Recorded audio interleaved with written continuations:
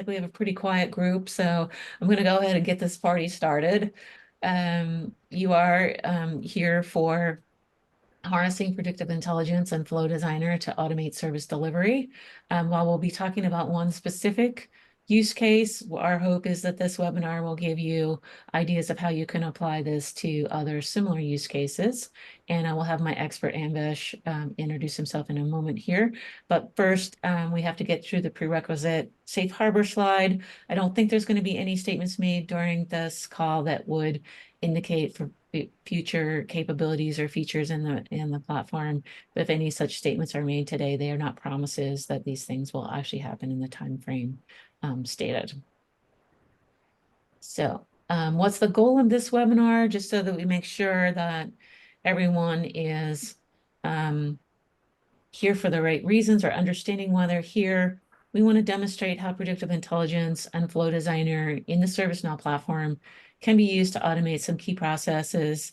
For instance, your incident categorization and resolution, and helping your organization improve efficiency, reduce manual intervention in IT operations, etc. And our agenda today is we'll have an introduction of our speaker. We'll talk about predictive intelligence, Flow Designer, and Integration Hub. Then we'll go into the use case, and then we'll have some time for Q&A. And you can put your questions in the Q&A as we go along, or you can save them for the end. But again, please don't be shy. We're here to answer questions, and that's the value that you can get out of this, particularly because it's a pretty intimate group here. There's never any dumb questions if you don't know the answer. So without any further ado, I will let Anvesh introduce himself here. Yeah, thank you, Britta. Thanks for the introduction. Hello, good morning, everyone. Good morning, good afternoon, good evening, everyone. Welcome again to today's expert talk, that is harnessing predictive intelligence and flow designer. I'm Anvesh, that is Anvesh Kumar. Actually, I will be co-presenting with Britta from ServiceNow here. So I work for Tech Mahindra as a ServiceNow architect, and I'm been to this business like ServiceNow for the last 7 years. So, and for the predictive intelligence, that is what, like, yeah, it's little underrated, but it has the capability to many marvels like in ServiceNow. So that is what I'm going to talk about today. Yep. Yeah, I think predictive intelligence is one of our unsung heroes in the platform, honestly. There's Yep. a lot of power and capability there. So before we get started, because I like polls, I'm going to run a poll here. So just want to get a feeling for how familiar you are with predictive intelligence.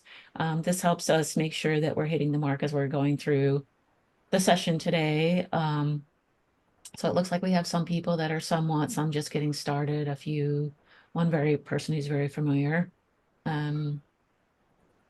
So it seems like somewhat is kind of where we are in the medium there. So we've got 7 of the 10 folks that answered.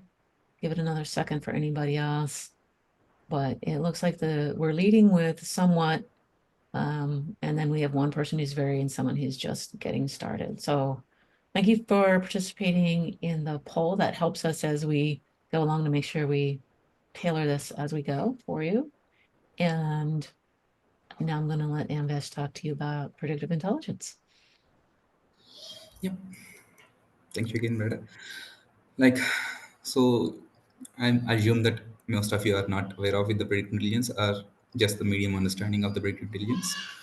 So predictive intelligence is another tool, another offering from ServiceNow, which utilizes machine learning platform, like which to improve the performance of the system, like not the system, like to improve the performance of service delivery by automatically what you call, categorizing the incident or finding the similar incidents or whatever, like are similar articles. This is what ServiceNow throws in when they offer, like whenever we come across predictive intelligence. But this is traditional offerings, like this is the traditional things that can be done using the predictive intelligence. But utilizing this predictive intelligence and combining this tool with other solutions by ServiceNow like Flow Designer, so we can automate the workflows, and we can reduce the manual intervention in the service delivery model, and we can improve the so many factors, like we can reduce the cost down, and we can improve the MTTR, that is mean time to resolve. So there are so many advantages if we utilize it in the right way. So that is what motivated us for this talk. And we have seen the results also. Like we have implemented this for one of our customer, so where we derived very good results were like, so where it proved the worth of predictive intelligence. Yeah. So basically, by looking at the predictive intelligence, like when we see it, so we only see classification model or similarity model or categorization clustering model, or we call it something, we have regression models also. But regression model is now decommissioned from Xanadu, so we'll not be talking about the regression model. So we'll first focus on classification, similarity, and clustering. So before I tell you about this classification, similarity, and clustering, uh, let me throw in something. So when you can go for the predictive intelligence first. First of all, you have the clear goal set, like your clear goal to achieve. So that is the first thing. So without any clear goal or without any set expectation, so it is not a good way to dive into the predictive intelligence.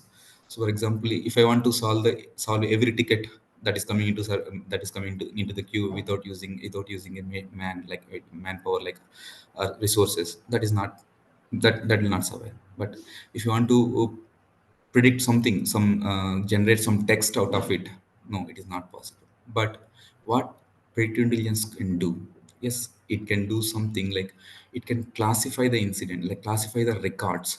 It might be an incident or a request or a case or a HR case or a customer case, whatever it may be.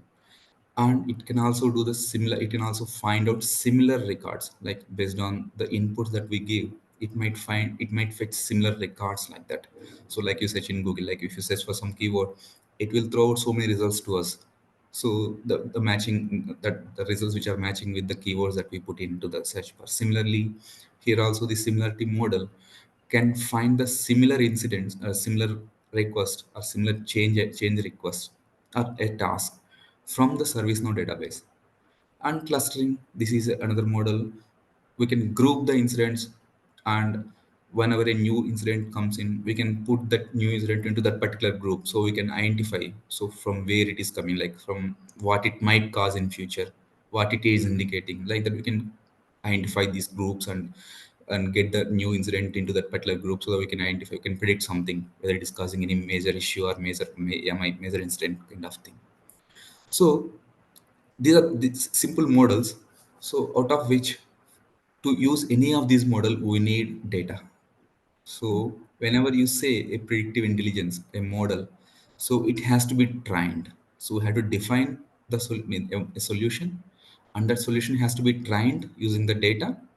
Once you train it, then only you can use that model, the trained model, to achieve your end results. It might be classification, or it might be to get a similar record or similar knowledge article or whatever. But the founding thing is the data. So whenever I say data, so if you have some records, like maybe 100 records, that might not be enough data. As per ServiceNow recommendation, at least we should have 30,000 records to 300,000 records to train a model to get accurate results. So there is a recommendation. Yeah, of course, even though while training it will allow little less than that number also, like even if you have minimum 10 records, 10 records also it will allow by tweaking the properties. But it will not yield you good results. It will not fit into the actual solution that you are looking for. So whenever you are planning to implement predictive intelligence, just data is another key part. You need to have so much amount, minimum recommended data, that is 30,000 records to 3 lakh records. And there are sub classification, like for example, if you want to use classification model, sometimes 10,000 records is also enough. And not just the number, it has to be, the data quality also has to be checked. So how quality the data is.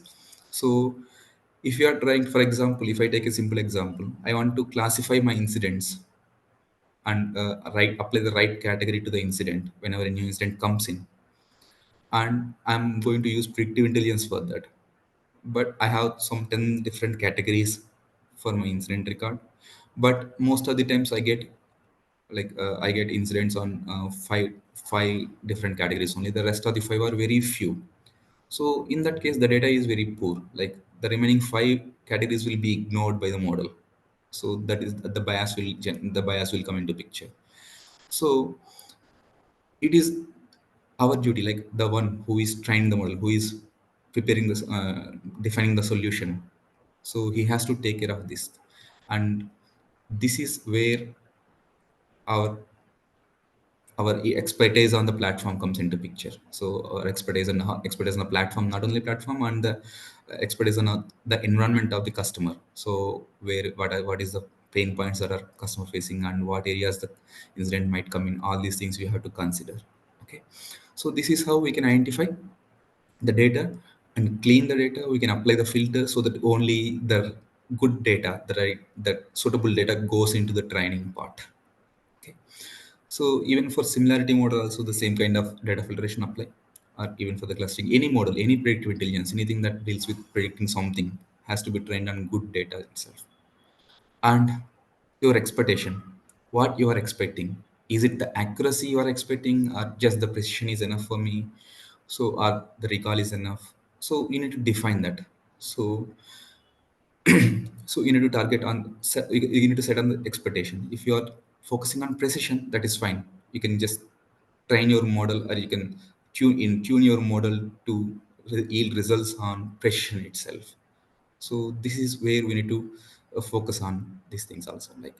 And for example, if you are using similarity model, you need to focus on thresholds also. If you want to deliver a solution, if you want to predict something very accurately, you need to set thresholds at such a high level. Of course, ServiceNow by default sets it at 80, but you can make it somewhat higher. If you want to get some more good results, maybe you can make it 90 or 92 or 95. So accordingly, the solution will give the results back to you. Okay. So even for the clustering, so it is our duty to set the expectation first, and identify the data, whether we have sufficient data or not, and clean the data in the sense, like, identify the right data only goes into the training the model. If you have bad data, automatically the solution definition, I mean the solution model, whichever is thrown by the training server, will be not sufficient. It will not cover all your all your scenarios, and it might throw some bad results also. Okay, so if you are trying to reset password for a particular tool, reset password for Active Directory, for example, sometimes if you don't have sufficient amount of data for that, and good training data is not there, it might throw an article suggesting like resetting password for ServiceNow instead of the Active Directory. So to avoid all scenarios, we need to choose the data carefully. Yeah. And at this moment, while we talk about data, we need to talk about the data governance also. Why? Because whenever you are submitting your solution definition for training, it will go out of your instance as a raw file, that is a CSV file, to the ServiceNow training server. Of course, within the same data center, not other locations. In the same data center, it will have the training server and prediction server. So first, the data will go out of your instance, and it will go into the training server, where the model will be trained, and the trained model will be given back to the actual customer instance. So here you need to discuss with your customer whether the customer is able to, I mean, he's fine with it.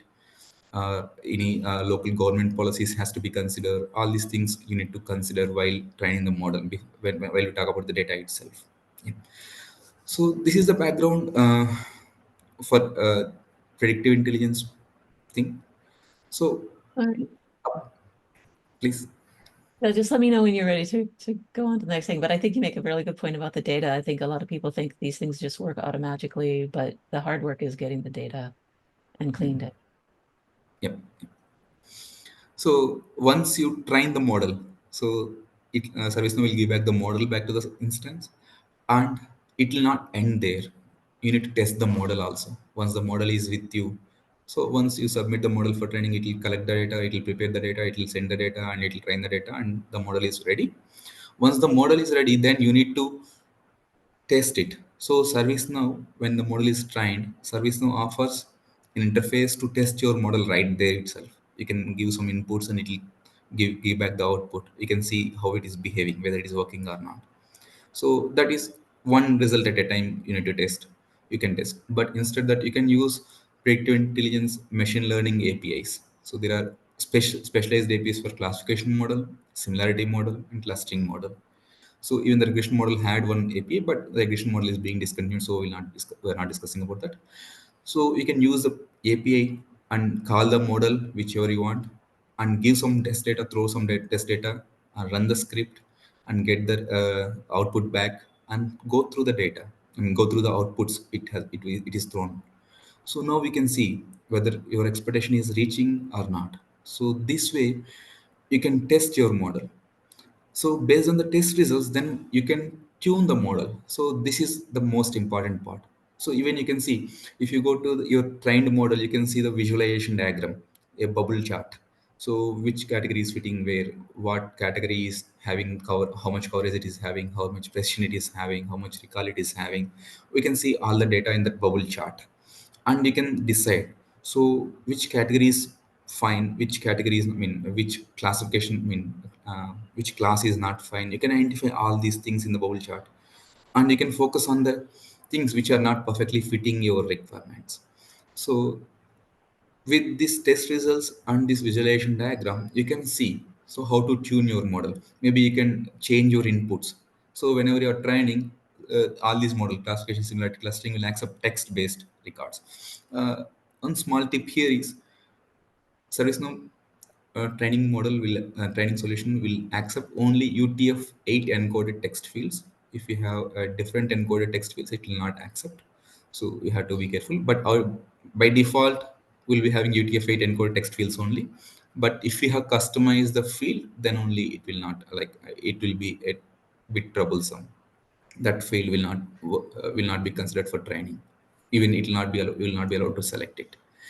So apart from that, so then you can change your fields. Maybe you are using, earlier you started with short description, but the results you get might not be satisfactory. So then you can change the input fields, or you can one if your input fields are sufficient but you are expecting some more precision, you can raise the precision levels, so that ServiceNow will not throw a result which is not that much, mean, which is not meeting your expected precision result. So you will not have a bad outcome coming out of the trained model.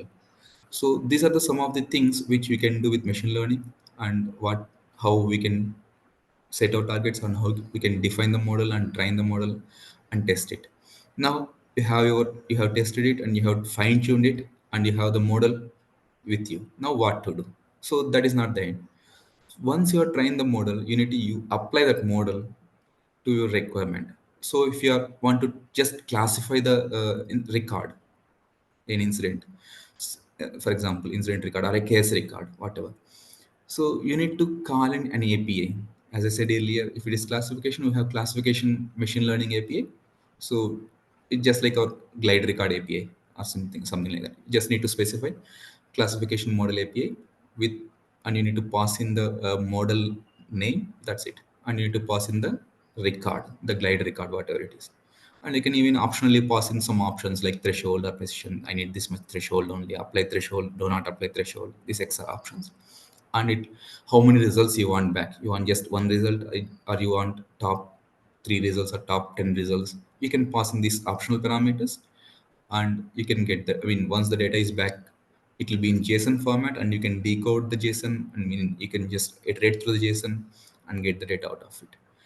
And where you need to use this, where you can use this machine learning, I mean, machine learning APIs. You can use these APIs in a business rule, or a flow designer action, a script action, or a schedule job, or wherever you can call a script. You can use a server-side script. You can use this learning in machine learning APIs in all these server-side scripts. So, for example, if you want to just classify, you can create a business rule, a simple business rule, on insert business rule, and call this API and pass the record and get the output back and set the category from the output you have received. It's as simple as it. And ServiceNow has very uh, well documentation for these APIs. Of course, I have given that in the deck at the end resources section. You can easily refer them. Yeah. So this is the entire process to use the predictive intelligence. So from setting the targets to utilizing it in the action. Yeah. And could you please go back to the next slide, please? Sure. So we're going to just take a beat here and have another poll. So as we transition to talking about Flow Designer, I'm just curious how many of you have used Flow Designer or are looking into using Flow Designer, because this is an important part of the solution that Anvesh built. So it looks like we're kind of in a couple different places here. We've got a few yeses that people have used it and one no, not yet. Anybody else want to weigh on that? Because we don't have too many responses here. Be interested to know what you all are thinking, um, how you're investing in these tools, because it's going to be helpful to know how to direct you with what your level of experience is here. So it looks like um, we're still at yes a few times, no, not yet, seem to be the most popular responses. And we have one person who's used it extensively, so they go to the head of the class.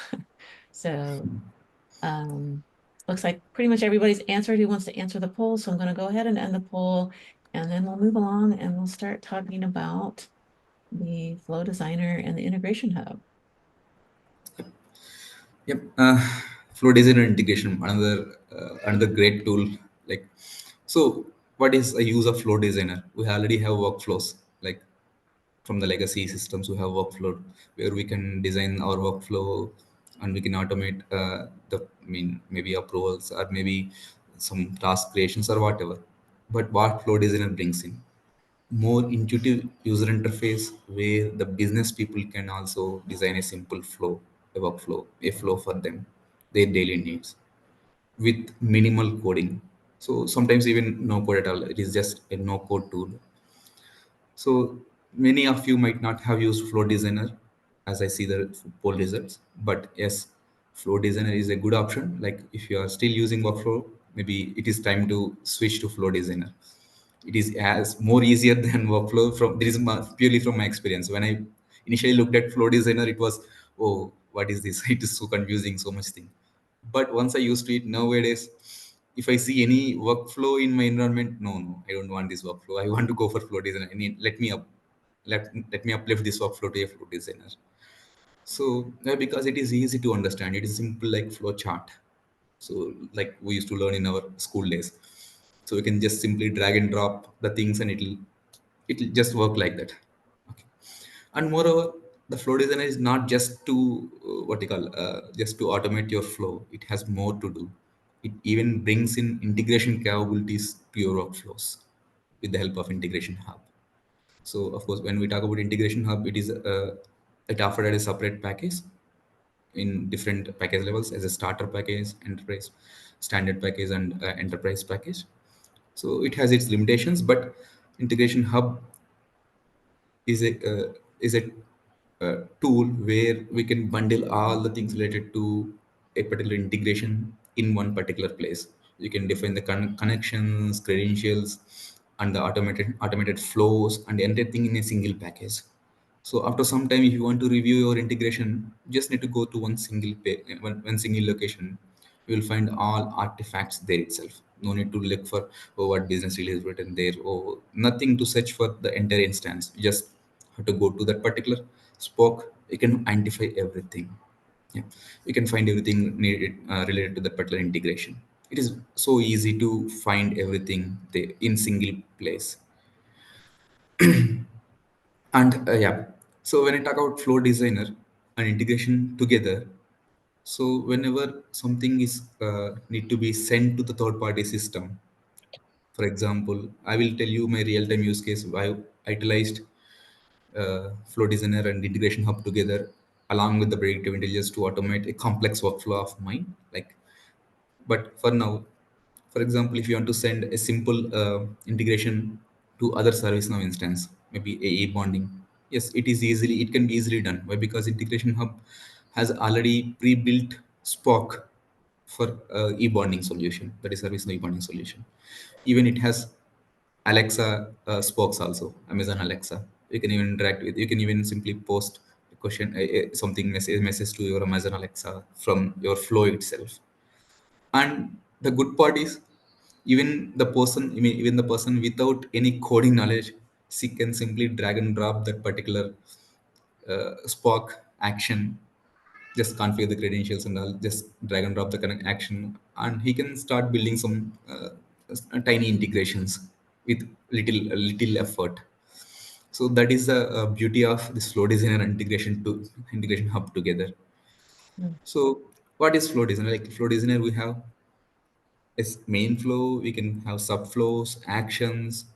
You can create your own flow. You can create your own action. For example, if you don't find a suitable action listed there out of the box, you can build your own action. It might be it might be another spoke also. Like you can, it might be another action which triggers an integration to the third party system also. You can build that. So that is also a simple another experience level. Yeah. Uh, that's about a simple flow design integration hub. Okay, cool. Yeah, so love that description about the integration hub and the spokes and everything. Like when I started back in the day with ServiceNow, we didn't have all these fun tools that made it super easy. So Yeah. that's really cool. We got another poll for you just because, I like to make sure everybody's still awake. Not that that would be a concern because this is all really great information. But need to give Anvesh a break for his voice every once in a while. So have you implemented any integrations using both the Flow Designer and the Integration Hub? So it looks like a few people who have done it, some that haven't, one that's planning to. So I think, this is going to be really interesting for the people attending here if they're just thinking about doing this, because we're going to move into the use case next, where Anvesh will walk through actually how he did it. So looks like this group, you're getting increasingly shy. So we've got two people that have done this a couple of times. One person that's planning to do it and another person that has not done it yet. So it's still pretty new, it seems like, for most people, which is not surprising. Some of these products kind of flow under the radar at ServiceNow. Um, so like I said, Anvesh is he's gonna dive into the use case of the particular way that he implemented this. And I think hopefully you'll find this to be applicable to what you're doing in your organization in maybe a slightly different way. So I'll let you take it away there again, Anvesh. Yep. And here comes the real use case scenario, which is more exciting. So why? Because when my business team came to my team and asked for, we need something to tackle this problem. We're fuzzing. We're just service now tool people. What we can do to read, what we can do to handle this. But after brainstorming something like and going through different case studies, and we found that there is a unsung hero, as stated by Bretta earlier, that is predictive intelligence. Let's give it a try. It started with simple POC, but it ended up with a big solution for the customer, and they're still, I mean, they love it like anything. So if you just look at the figures here, you can see 38K plus tickets per month. That's very huge. And if that incident is coming from a straight categorized thing, nothing much to look into it. But if the incident is being created by a random customer, so through a simple email, not your employee, it's outside customer, then it will not have any categorizations applied to it, any filters applied to it. It's just the raw message. I'm having so and so issue. Fix it, please. That's it. And some agent has to be assigned to the ticket, and he has to go through the description what came in, and he has to categorize it properly. Then he has to assign it to right team. The team has to go through it and understand the problem and apply a fix, resolve the incident. So, but going through this much amount of volume of tickets is a tedious job. That is what I can say. Like, so it needs lot of human resources at all. And sometimes manual error may also occur. By reading the email, the agent might apply a different categorization also. Of course, that is not a big mistake, but it can ruin the customer experience sometimes. So if a different solution is provided by the resolver team, then it will be a different thing. If the ticket is hopping between different teams, it might delay the resolution, and the delayed times might cause like the frustration of customer. So that is, of course, we don't want the customers to be frustrated. Any business surveys on them. Yep. And Yeah. among these 38K plus incidents, you can see the another figure here, that is 55% of them are uncategorized. So this is the another big thing which we need to tackle. So this is the actual requirement which came into our bin to resolve it, to build some solution or automation to reduce like burden on the L1 teams. But we improvised it and we built resolutions also on top of it. So we went through a deep study how the engineers are dealing with the problem and how they are fixing it. Yeah. So as I said, as you can see the previous slide, so there it is mentioned telco network diagnostics. So you can see telco means it is purely like majorly it is retail customers like you and me. So I'm using a mobile phone and I'm unable to access internet or mobile. So then that is an issue. I will just simply call the customer service or send a email, or sometimes if you are more frustrated, you will put a tweet in X. It's you can nowadays see ServiceNow CSM offers so many channels to capture customer inputs and create a case from it and an incident or something. So then whenever it comes from these social channels, this is all uncategorized data. So we don't have any categorization applied to it. So then we thought of predictive intelligence, how we can utilize this predictive intelligence to solve the categorization issue first. So then we realized that by using the classification model in predictive intelligence, we can build a solution and we can use that solution to simply categorize the incidents that is coming into the system. So that is pretty easy part. So why I'm saying easy means my as a service now admin, my job is done there. So I built a model and I tuned it and I fixed the solution. They automated the solution to categorize it. L1 teams are happy. They are focusing on some other work, some other more important work than simply categorizing the incidents, right? Like really engaging with the customers that they can do instead of focusing on this simply categorizing all these things. But we deeply went into the process, how the once a customer case created a case, it will be when it is converted to incident, and when through which teams it will hop in, and who will fix it and how they fix it. We studied the entire process. If you're aware of telco networks, telcos use a tool called NAS, network as a service. So that is a network layer which has many fixed packs or diagnostics that can be run against a connection to identify what is the issue there and how that can be fixed. There are all predefined things will be there. NAS will offer these predefined things and even after APIs also. That is the luckiest part. That is what we pointed out. It offers an API. So actually, whenever the network engineer come across a problem, he will read the problem and he will go to NAS tool and he will run the diagnostics using the NAS tool against that particular customer's like connection. It might be a broadband, it might be a mobile connection, whatever. He will run the network diagnostics, and NAS tool will give you the results which are the diagnostics are failing, and then the same network engineer will deploy fix packs from the same NAS tool. So the fix pack will be deployed to the network, and the issue will be resolved. This is all the manual work. But whenever we came across the API, so we found another opportunity. That opportunity is without the manual intervention. Why can't we call the API and run the diagnostics against that particular connection network in the network and get the failed diagnostics and trigger another API call to deploy the fix pack so that the issue is resolved without any manual intervention. So initially, this idea like it was like strange, like it was like we got many laughs at our face. Yeah, but still we did the POC, then the laughs went out, and the what you call that expression, wow, it can be done, that Mm. came into their faces, and we proved our worth of service now tool and our team's capability. Anyway, can you please go to the next slide? Yeah, come on. Yeah. So it is the current process.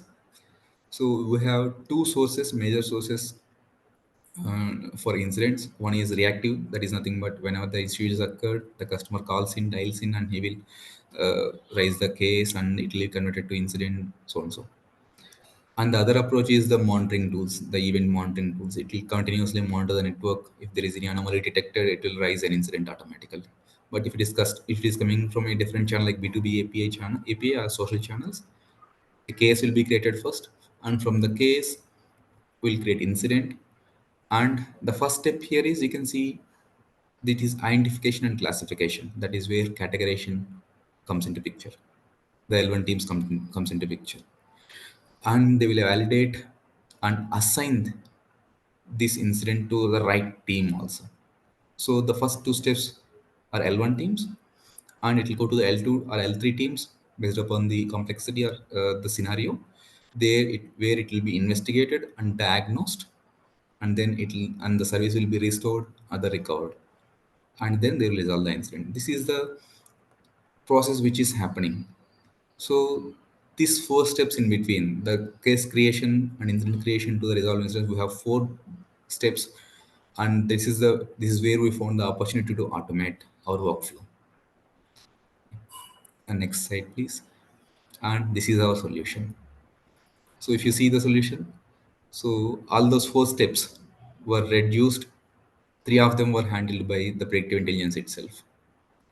So that is the automated solution itself.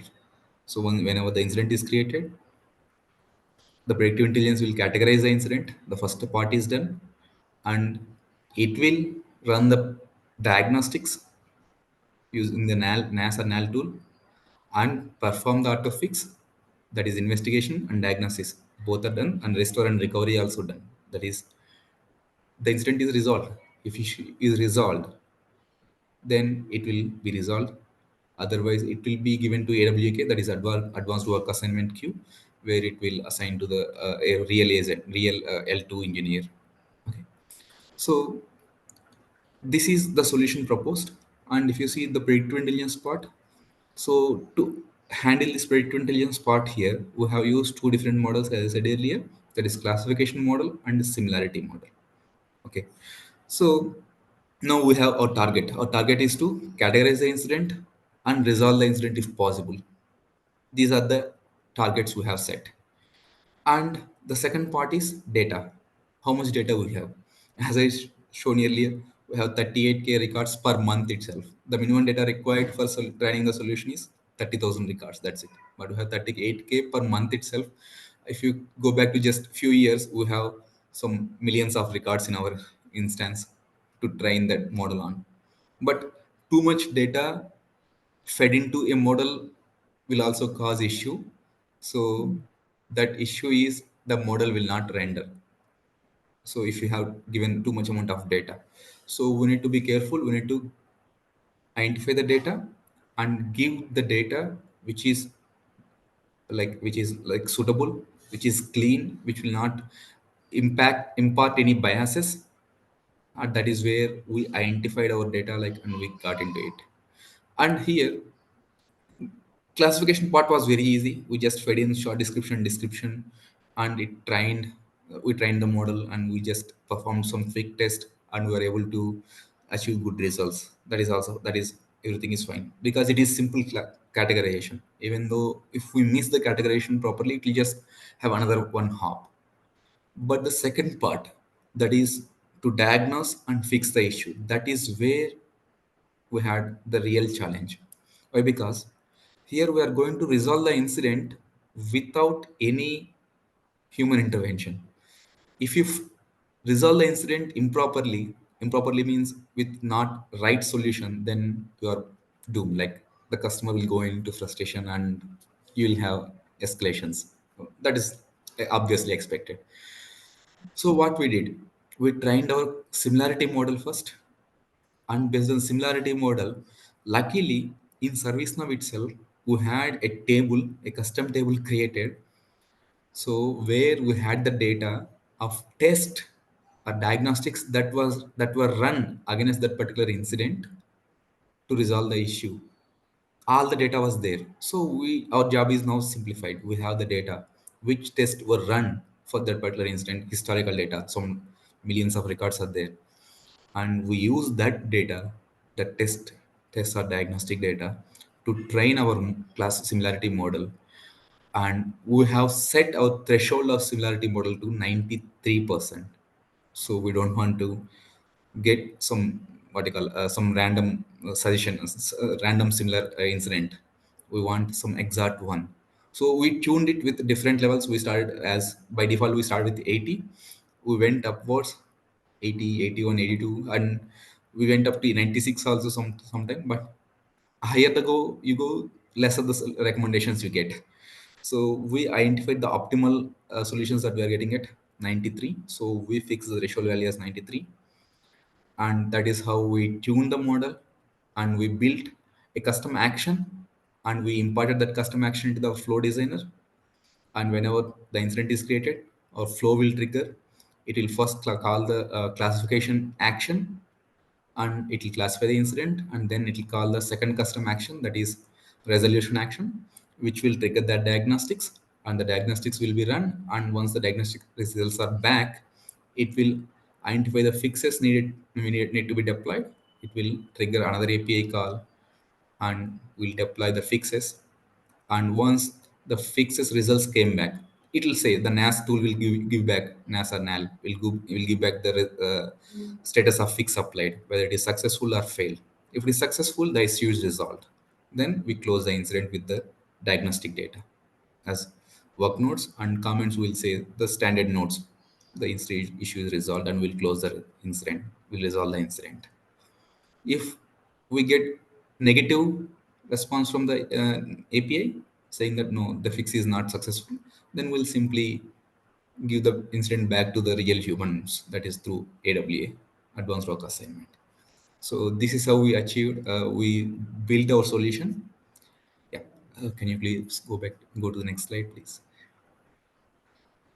So you can see how we built our classification model. This is a simple screenshot how we I mean what fields we fed into it, and the filters applied, and we the stop words. So as it is coming raw from the customers, it will have many stop words. So unnecessary words we don't want the training server to pick up. So we built our stop words, and we utilize that custom stop words. Next slide, please. These are similarity model, which is trained on a different table, which is a custom table where we store our test and diagnostic that were performed against each and every incident. And we have a custom stopwords for this also. Next one, please. And this is the benefit. We have reduced our L1, L2 support cost to 40%. So that is where our solution proved its worthy. That is POV. It's phenomenal. Yeah. Yeah. And you can see auto resolved incident. 38% of the incidents are auto resolved. And you can see the mean time to resolve. So earlier it was around 30 minutes to 45 minutes around the average. Now it is just, you cannot imagine the resolution time is just 2 hours 30 seconds to 3 hours 30 seconds. Yeah. Sorry. 2 minutes 30 seconds to 3 minutes 30 seconds. So it's just around just 3 minutes. Mhm. So how you can see how elevated the customer experience will be. So we reduce And the how, cost, and we satisfied the customer. Then yeah, that's we amazing. How proved it. long did it take you to build all of this, Anvesh, just out of curiosity?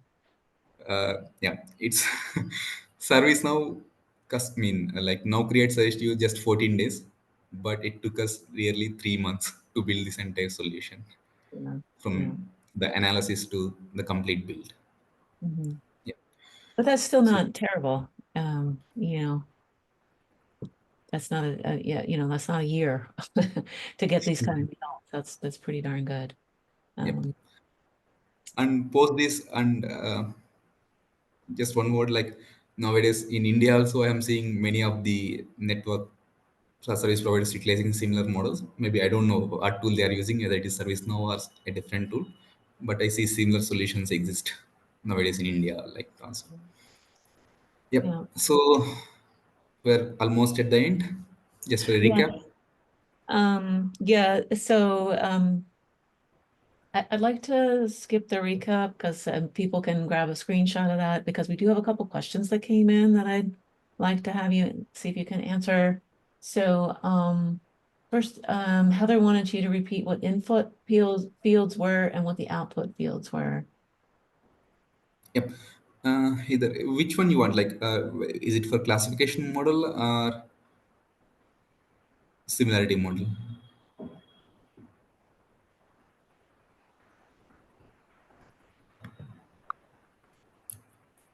Heather, do you want to clarify on that?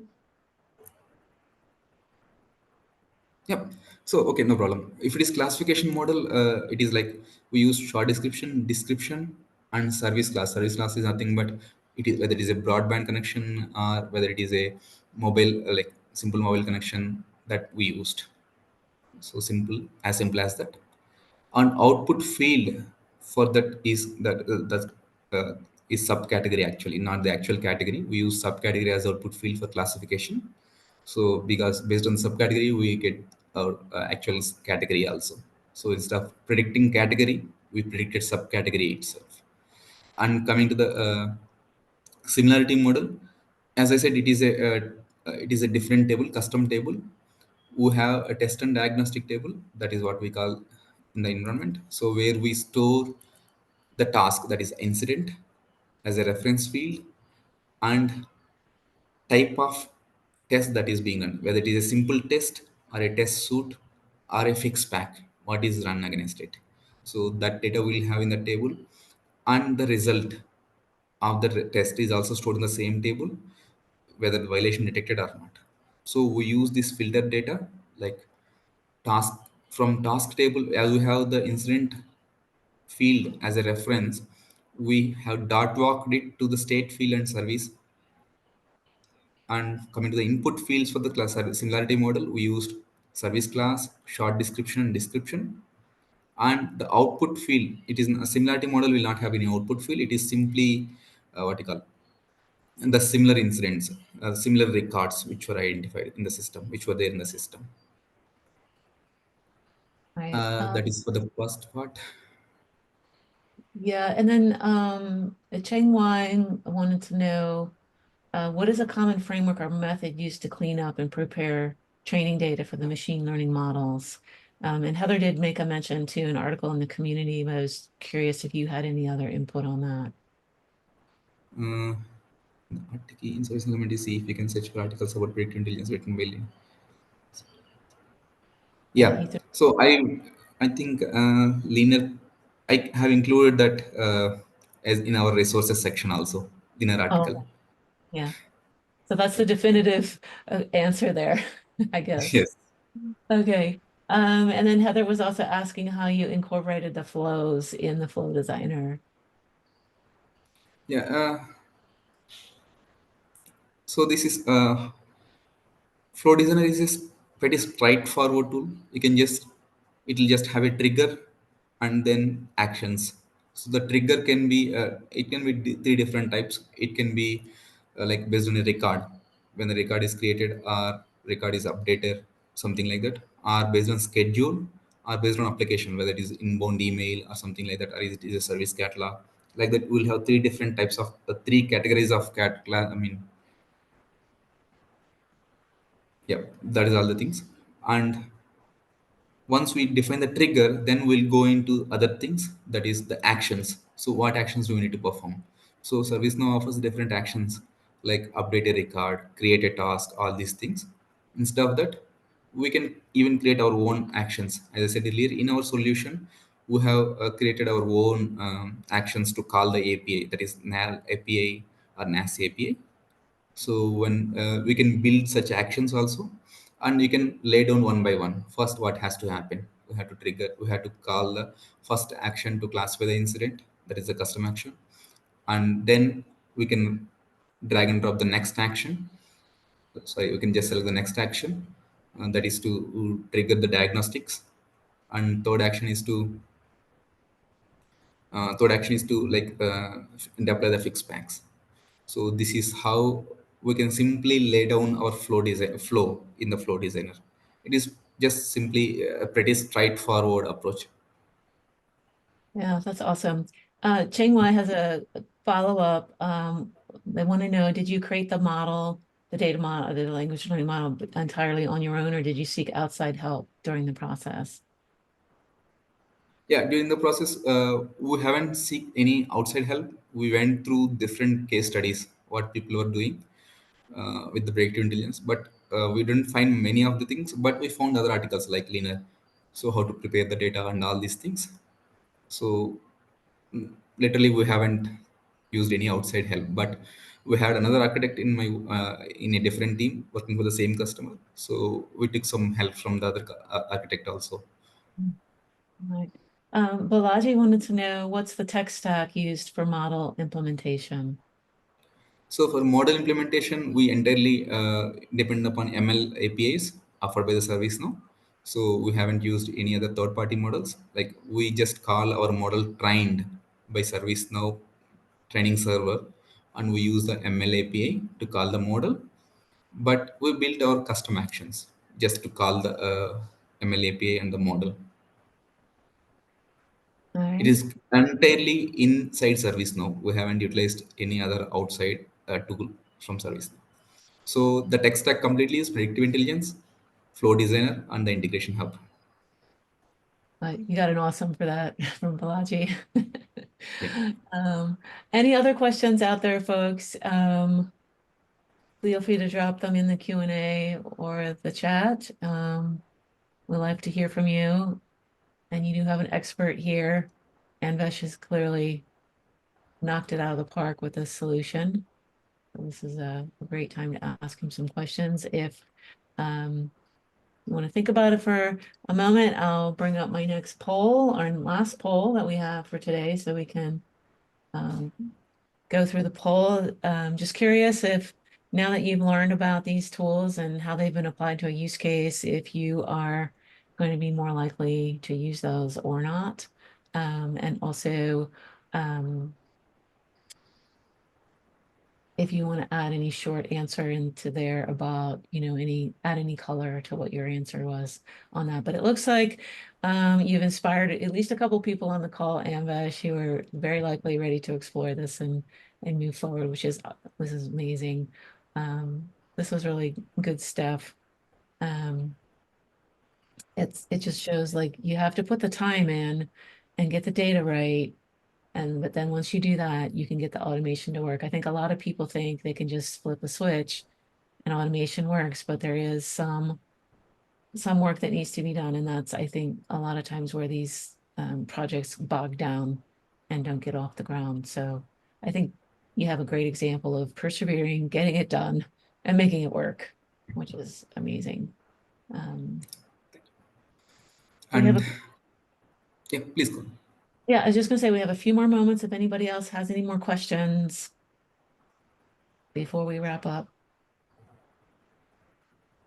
Yeah, if you have any questions or if you want more insights into it, you can reach out to me or LinkedIn or something.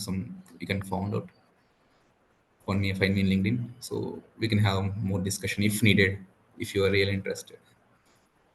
All right, thank you for that, Anvesh. And I also want to show you all that we do have a slide in here with some resources for you. Um, I believe that article is mentioned here by the Leaner or Leonard, I'm not sure how you pronounce the name there. And then I put in some links to the courses that you can take on Now Learning for predictive intelligence on Flow Designer.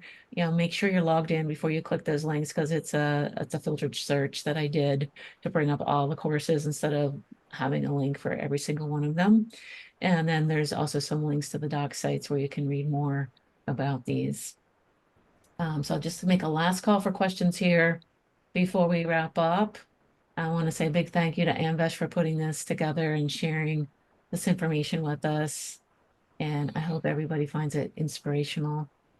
Um, so it looks like there's no more questions.